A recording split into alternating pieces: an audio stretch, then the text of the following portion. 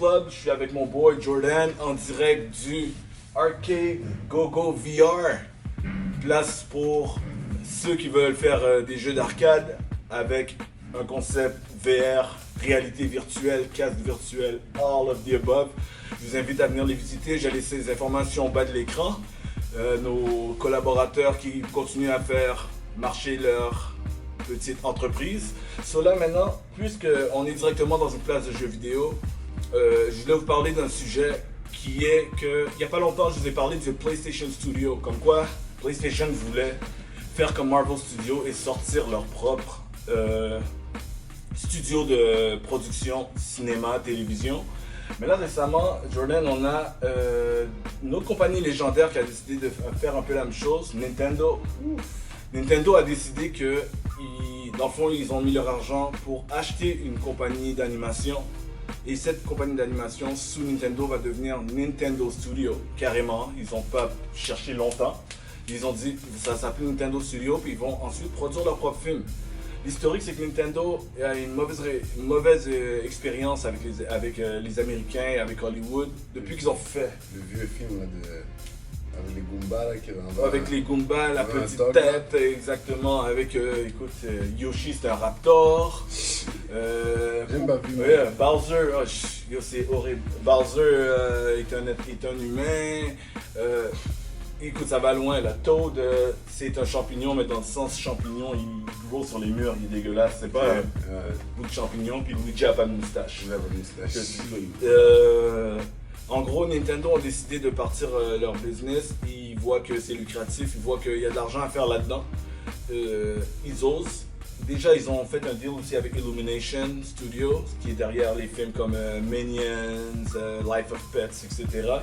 Grinch, entre autres, pour faire le film animé aussi de Mario Brothers. Fait qu'il y a le film de Mario Brothers qu'Illumination va sortir d'ici un an ou deux. Fait que ça, vous allez le voir partout, les affiches vont être partout. Il y a des teasers, des posters déjà, j'allais mettre à l'écran. Et là maintenant, ils vont faire leurs autres films. Là maintenant, la question qui se pose, comme j'avais posé pour le PlayStation, est-ce que une compagnie comme Nintendo qui fait ça aurait l'opportunité de réussir à faire des séries de bons films basés sur des jeux vidéo avec le catalogue qu'ils ont? Nintendo, oui.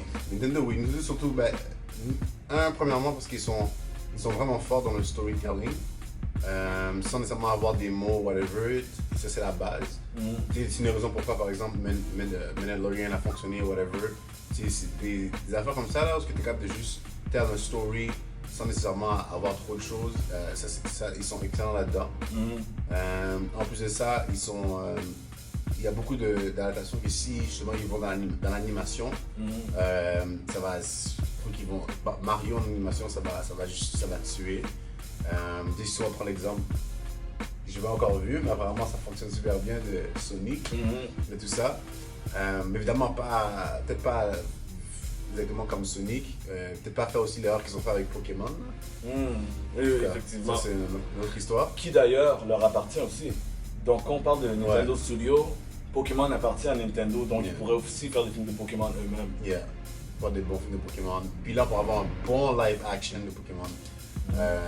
Plus animé, mais live action, ça va être quelque chose. Parce qu'il va falloir comme Charizard, là, comment ils l'ont fait, là. Il y a juste que tu peux pas faire. Ouais, je comprends ce que tu veux dire. Mais aussi, ce qui est bon, c'est qu'ils ont des histoires un peu plus poussées, du genre Metroid. Metroid, ils peuvent autant le faire en live action qu'en animation. Puis s'ils font live action, ils peuvent faire un bon thriller, horror, comme quelque chose qui... Suspense. Ils ont vraiment beaucoup de jus là-dedans. Ouais, mais je suis d'accord avec toi. Comme plus j'y pense à la librairie, au départ, moi j'ai pensé aux 2-3 populaires, tu sais. Mais après, j'ai commencé à y penser plus. J'en ai parlé avec des amis, j'ai checké un peu sur les réseaux sociaux ce que le monde a sorti. Puis ils ont commencé à sortir des choses qui m'ont fait réaliser que le catalogue de Nintendo est beaucoup plus large. Et les gens qui connaissent pas trop comment la compagnie fonctionne, c'est qu'ils ont vraiment beaucoup d'exclusivité à eux. oui, il y a des jeux qui ont existé sur Nintendo qui sont devenus populaires chez Nintendo, mais qui leur appartiennent pas nécessairement. Tout comme PlayStation est souvent associé avec Metal Gear ou avec Crash Bandicoot, mais c'est des jeux qui n'appartiennent pas à Sony. Chez Nintendo, par contre, leur catalogue depuis le temps, j'en ai nommé quelques-uns. Tout le monde connaît Mario, bien sûr, ils vont faire le film. Tout le monde connaît Zelda. Zelda, Zelda, c'est un autre justement qu'ils peuvent vraiment bien faire, en live action surtout. Mais un truc qui serait super bon, c'est genre Fire Emblem. Fire Emblem, ça leur appartient. Et même si c'est un peu moins connu dans le pop culture, les gamers connaissent. C'est quand même quelque chose à présenter. Parce que c'est Nintendo qui est derrière et le non Nintendo, lui, il est extrêmement connu.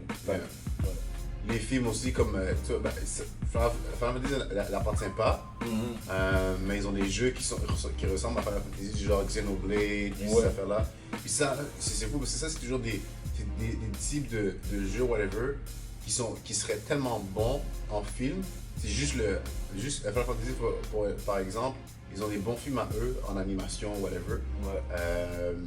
Des super bons films, là. Surtout, je vois le film avec Cloud et tout ça, là, en tout cas. Whatever. Mais enfin, Xenoblade, les jeux comme ça, là, c'est des jeux aussi qui peuvent facilement bien faire en film, puis ça peut super bien fonctionner. Non, ils ont vraiment. They have a large array of games. Puis aussi, le truc, c'est que les gens associent Nintendo à familial enfant, mais c'est pas une réalité, c'est juste un label qu'on leur a donné, surtout quand on les compare à PlayStation ou à Xbox. Mais ils ont sûrement un range. De toute façon, quelque chose comme Fire Emblem, c'est comme impossible de le rendre enfantin. On ne peut juste pas. Il y a des choses qui sont... Tu sais, Zelda, c'est entre deux. Un peu sombre, un peu light. Ça dépend quelle version tu veux utiliser, ça dépend de l'histoire que tu veux. Mais c'est plus dans le concept, parce que Zelda, c'est plus dans le concept aussi, qui fait que c'est général. Mais c'est pas un jeu comme Metroid, justement, whatever, ou Fire Emblem. Bon, Fire Emblem... Il n'y a peut-être pas l'aspect genre gore, whatever, mais l'aspect genre combat, puis whatever, elle sera toujours présente. Puis ça fait que automatiquement, ça va appeal à un public aussi autant plus âgé. Mais un jeu comme par exemple genre Metroid, whatever, où que, justement c'est plus dark, c'est plus sombre, il y a des monstres, il y a de la recherche, il y a des détectives aussi, donc c'est beaucoup psychologique. Je suis d'accord avec toi. Et moi, j'ai même pensé à d'autres choses que je dis les gens, mais même moi, j'avais absolument pas pensé. Il n'y a pas juste les personnages, il y a aussi des jeux spécifiques. Exemple, tous les dérivés de Mario Kart. Mario avec tous les sports que tu veux. Ça a l'air niaiseux, mais tu sais, ça pourrait être des... Surtout kart, tu vois, c'est un truc avec des courses auto. Parlant de courses auto, F-Zero. Ouais, c'est ce que j'allais dire, Captain Falcon, etc. Puis ça, c'est sérieux, ça. Ça, tu peux pas le... Oui, tu peux pas. Effectivement, écoute, tu peux aller dans... On a Kirby, on a Donkey Kong. Mais tu vois, Kirby, ça serait. Je crois que Kirby, genre un bon film de Kirby, genre à la Minions ou whatever. Mais oui, avec plein. T'achètes tout le monde. C'est vrai, il est super cute en même temps. Puis des fois, ces bad guys sont niaiseux, puis des fois, t'as des Meta Knights qui sont sérieux. Il y a des choses que tu peux vraiment faire. Et il y en a un autre que j'avais pensé aussi. Fox, oh my god! Voilà, tu l'as dit avant moi. Star Fox. Et un potentiel de, pas juste de faire un film, d'adapter un jeu, mais de faire une série de films, une saga, parce que c'est un univers.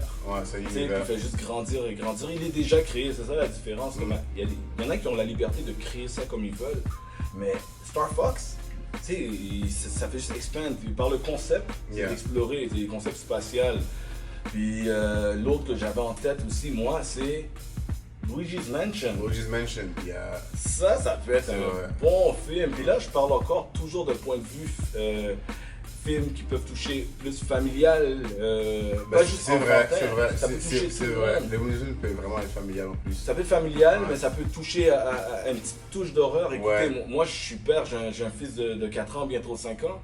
Moi, mon fils, il adorerait le film de Luigi's Mansion, parce que mon fils, il adore l'Halloween et les petites craintes, les petites peurs, mais comme, tu sais, rien de trop, mais juste assez pour... Oui, c'est pas il va pas avoir du mal à dormir le soir, mais il va avoir le petit thriller sur le bord, tu vois. Fait que, écoute, puis même à Mario, ça peut se développer, parce que nous, on pense la base. Mario, Luigi, Bowser, Là, c'est un monde avec, écoute, t'as Waluigi. T'as Waluigi, c'est vrai. Qui pourrait avoir son propre film aussi. Autant qu'il pourrait qu'il peut être impliqué. Wario. Je dis Waluigi en premier, mais c'est Wario que j'aurais dû dire en premier. C'est lui qui doit avoir son propre film. Il est plus connu que c'est ça. Ouais. Yoshi, il a tout son Yoshi's Island. Il y a tout un univers qui est vraiment vraiment intéressant. Puis je pourrais même aller, là c'est mon imagination qui va loin. On a tendance à oublier que Donkey Kong, c'est la première apparition de Mario. Le jeu de Donkey Kong, c'était Donkey Kong le méchant, un peu comme King Kong. Ça pourrait être un jeu où Donkey Kong et Mario, un film où Donkey Kong et Mario sont présents. Ça pourrait être le genre, le Donkey Kong est méchant jusqu'à ce qu'il devienne gentil pour ensuite faire... Ils peuvent vraiment utiliser les mêmes concepts qu'on a vu réussir. Marvel, avec Marvel Studios, a vraiment juste, à mon avis, commencé quelque chose. Non, c'est vrai. Et là, les gens qui ont d'autres IP, qui aimeraient développer des univers, ils pourraient décider que c'est des univers qui s'interconnectent, qui cross over certains des personnages. Et ils pourraient même s'amuser. Là, c'est le plus loin des fans, là. Ils pourraient faire un film de Smash. Ouais, ils pourraient faire un film de Smash. Smash mais le pire, c'est que, mais tu sais, c'est ça, c'est une mec.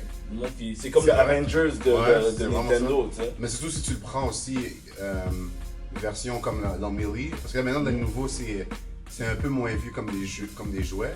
Dans Melee, là, je me rappelle, c'est comme des petites figurines, justement, puis qui devenaient à la vie, justement. Oui.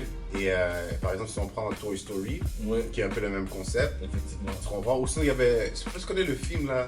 Ça, c'est un film, c'était en live action. Je sais déjà de quoi tu parles. C'est Toy Soldier? Ouais, exactement. Ouais. Ça, c'était. C'était plus violent et hard. Oui, c'était des jouets en live action qui étaient vivants. Tu comprends là? Comme arrête là. Juste ça là. Non, avec Smash, ils ont tellement de potentiel. Mais avant de faire ça, je crois qu'ils vont commencer à introduire avant. Oui, sûrement. Mais s'ils sont intelligents, c'est ce qu'ils vont faire graduellement. Montrer leur univers un peu à droite à gauche. Exactement.